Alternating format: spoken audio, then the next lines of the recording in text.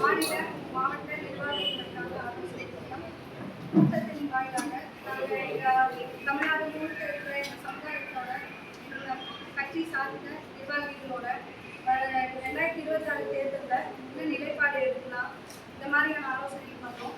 அதில் பெரும்பான்மையான மாவட்ட செயலாளர்கள் அஇஅதிமுக எடப்பாடியோட ஆட்சியில் 2024ஆம் ஆண்டு நாடாளுமன்ற தேர்தலில் நாங்கள் ஐயாவுக்கு தான் ஆதரவு கொடுத்துருக்கோம். அதே மாதிரி தேவேந்திர குல வேளாளர் பெயர் மாற்றத்துக்கான அங்கீகாரத்தை பெற்று கொடுத்தவங்க தான் பல நாள் நீண்ட நாள் கோரிக்கையாக இருந்ததை நிறைவேற்றி கொடுத்த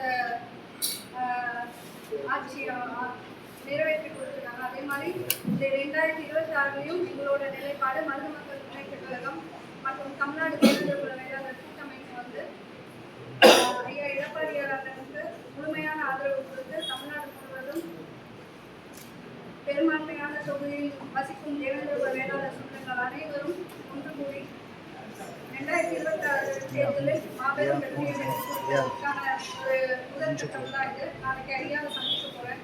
இன்னைக்கு நாங்கள் நிறைய தீர்மானம் நிறைவேற்றிருக்கோம். அது கண்டிப்பாக நாளைக்கு அதை கொடுத்து ஆதரவு கொடுத்து நாங்கள் இந்த சமுதாய மக்கள் பெரும்பான்மையாக ஒரு 70 தொகுதியில் தீர்மானிக்கிற நிலையில் இருக்கோம், தீர்மானிக்கிற இடத்துல இருக்கோம். அதனால் இன்னைக்கு எங்கள் அமைப்பு சார்பாக எல்லாருமே முழு மனதாக அனைத்து இந்திய அண்ணா திராவிட முன்னேற்ற கழகத்துக்கு ஆதரவு கொடுத்தவங்க ஒரு தீர்மானத்தை நிறைவேற்றிருக்கோம். அதுக்கு பட்டியல் வெளியிடுறோம். பட்டியல் பெயர் மாற்றத்தை பெற்று கொடுத்ததும் அவங்க தான். அதே மாதிரி பட்டியல் வெளியேற்றமும் சிறப்பான முறையில் வருகின்ற ஆட்சியில் அண்ணன் எடப்பாடியார் முதலமைச்சராக எங்களுக்கான பட்டியல் வெளியேற்றத்தை பெற்றுக் கொடுப்பாங்க. பெரிய நம்பிக்கை இருக்கு. அதே மாதிரி மக்களோட நிறைய கோரிக்கைகள் இருக்கு. அதை தீர்மானத்தில் நாங்கள் சொல்லியிருக்கோம். கண்டிப்பாக எங்களோட பங்கு வெற்றிக்கு நிறையா இருக்கு. நாங்கள் உங்களுக்கு கிடைக்கும்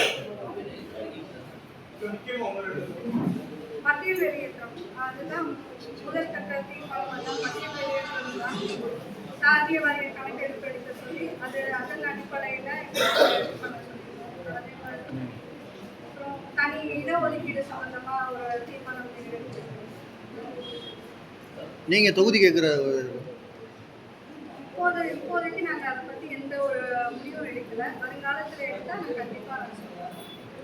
தேர்தலுக்கு இன்னும் ஒரு 2 மாதம் தான் இருக்கு. அதுக்கான எந்த அதாவது தொகுதி கேட்டு நிக்கலாம் மாதிரி ஏதாவது நான் சந்திச்சுட்டு நான் சொன்னேன் நாளைக்கு சந்திக்க போறேன். சந்திச்சதுக்கு அப்புறம் கண்டிப்பா நான் செய்தியாளர் சந்திப்பேன். இன்னைக்கு அப்போ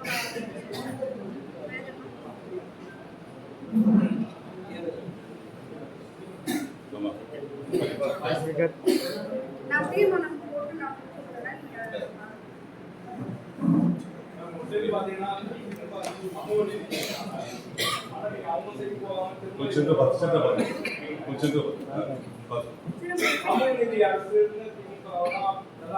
சமூக நீதி சொல்லியிருக்காங்க. அது பிராக்டிக்கலா இன்னும் இம்ப்ளிமெண்ட் பண்ணல. அது வந்து நாங்க எடப்பாடியார் ஆட்சியில் கிடைக்கும்னு நம்புறோம். ஏன்னா அதுக்கு முதல் கட்ட சாட்சி வந்து எங்களுக்கு பெயர் மாற்றம். அது நீண்ட நாள் கோரிக்கை. எங்களுக்கு வந்து தேவேந்திர குல வேளாளர்கள்ங்கிற பெயர் மாற்றத்தை நீண்ட நாள் கோரிக்கையா இருந்ததை நிறைவேற்றி கொடுத்தது வந்து எடப்பாடியார். கண்டிப்பா பட்டியல் வெளியேற்றமும் பண்ணி கொடுப்பாங்க. சமூக நீதி பேசினா நான் பிராக்டிக்கலா இம்ப்ளிமெண்ட் பண்ணணும்ல டே டு டே